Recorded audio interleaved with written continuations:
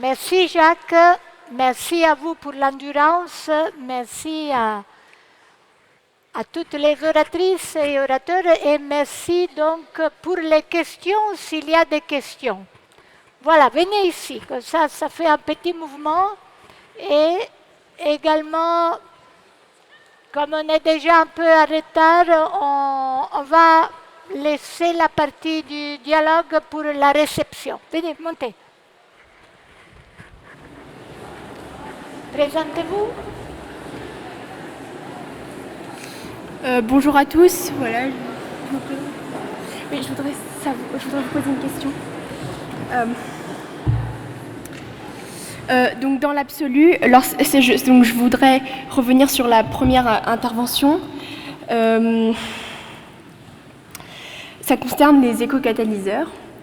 Donc je voulais savoir, lorsqu'il n'y aura plus de métaux stratégiques, primaires ou toxiques à prélever dans l'environnement grâce à cet intermédiaire des plantes si particulières,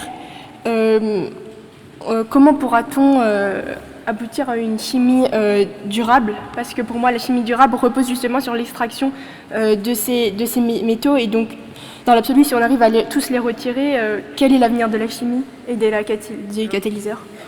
Je crois que malheureusement, les surfaces polluées ou dégradées par les activités humaines sont énormes et considérables. Et malheureusement, je ne vois pas un épuisement en fait, de ces ressources complètement dispersées dans l'environnement. Donc je vois le problème un petit peu différemment, c'est à quelle vitesse saura-t-on avancer compte tenu de la vitesse à laquelle l'activité industrielle ou agricole donc, détruit les écosystèmes. Très bien. Et sinon, j'ai une autre question. C'est toujours pour vous. Oui, c'est donc... je parlais des molécules pétrochimiques qui sont produites grâce aux molécules végétales, enfin issues des végétaux. Mais pour moi, ça c'est à l'origine d'une réaction de combustion qui pourra permettre la création d'énergie, non? Pas nécessairement. En fait, l'idée est d'aller chercher des molécules abondantes en fait, dans le milieu végétal pour essayer bien de construire ces briques élémentaires qui vont être indispensables dans la vie quotidienne et s'affranchir de tous les procédés lourds de la pétrochimie. Donc si on veut que tout ça soit cohérent, le fil conducteur, c'est d'essayer de reconcevoir complètement la chimie pour que son empreinte environnementale soit la plus faible possible.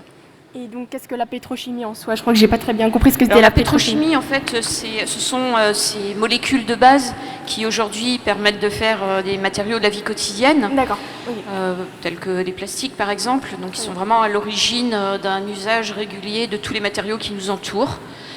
Donc on en connaît, je veux dire, les limites en termes de réserve, on en connaît aussi, je veux dire, les dangers en termes de procédés. Donc pour nous, c'est d'essayer de montrer qu'il y a des solutions de substitution qui sont naturelles à l'aide des espèces qui nous entourent. Merci beaucoup. Merci à vous.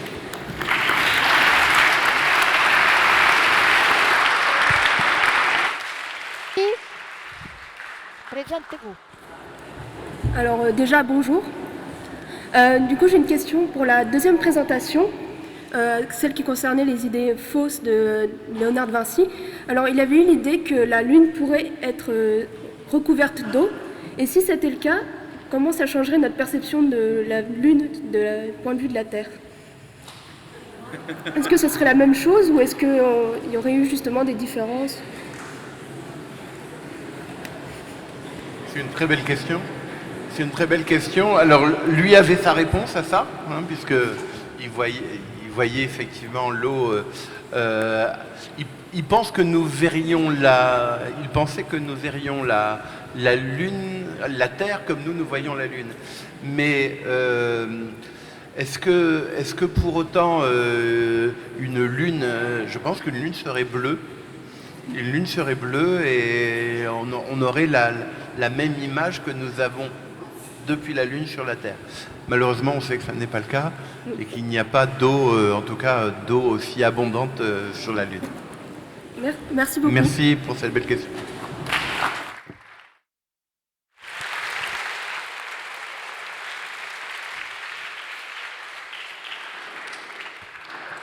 Alors, on vous propose, comme